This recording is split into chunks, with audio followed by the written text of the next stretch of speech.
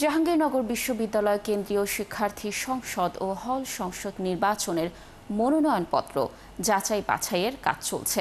সোমবার বিকেল 4টায় খসড়া প্রার্থী তালিকা প্রকাশ করবে নির্বাচন কমিশন। এরপর প্রার্থিতা প্রত্যাহারের পর আগামী 28 আগস্ট নির্বাচনের জন্য চূড়ান্ত প্রার্থী তালিকা প্রকাশ করা হবে। এদিকে ছাত্র শিবির ও বাংলাদেশ গণতান্ত্রিক ছাত্র সংসদ প্যানেল ঘোষণা করলেও এখনও ছাত্রদল ও বাম সংগঠনগুলো প্যানেল ঘোষণা করতে পারেনি।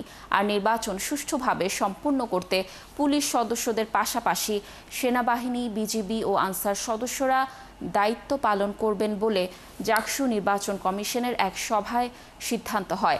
তবে এখনো পর্যন্ত ছাত্রত্ব শেষ হওয়ার শিক্ষার্থীদের হল থেকে বের করতে পারেনি বিশ্ববিদ্যালয় প্রশাসন, নিয়ন্ত্রণ করতে পারেনি বহিরাগত প্রবেশ।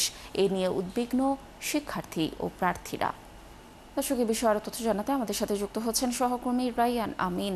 রাইয়ান, নিশ্চয়ই শুনতে পাচ্ছেন আমাকে। এ পর্যন্ত কতগুলো প্যানেল ঘোষণা করা হয়েছে আর নতুন কোনো প্যানেল ঘোষণার তথ্য রয়েছে কিনা আপনার কাছে জানাবেন, এবং নির্বাচন নিয়ে বিশ্ববিদ্যালয়ের নিরাপত্তা ব্যবস্থা কেমন দেখছেন জানাবেন সার্বিক পরিস্থিতি।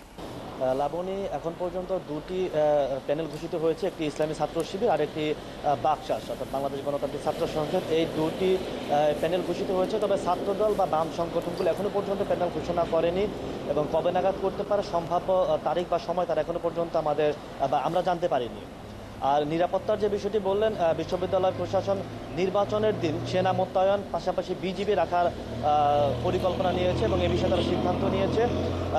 আমি বিশ্ববিদ্যালয়ের প্রধান গেটে দাঁড়িয়ে আছি। এই গেটেই কিন্তু সেনাবাহিনীর 20 জন এবং বিজিবির 20 জন সদস্য এখানে দায়িত্ব পালন করবেন, অর্থাৎ নিরাপত্তার জন্য দায়িত্ব পালন করবেন নির্বাচনের দিন।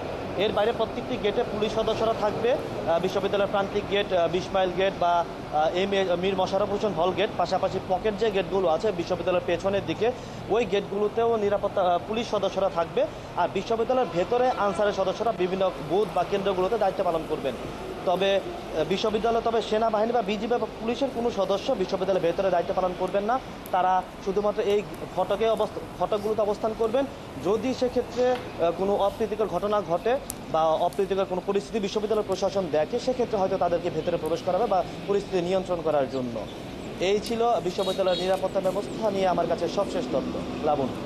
রেন, ধন্যবাদ আমাদের সাথে যুক্ত থাকার জন্য। দর্শক, জাকসু নির্বাচনের সর্বশেষ তথ্য জানাচ্ছিলেন আমাদের সহকর্মী রাইয়ান বিন আমিন।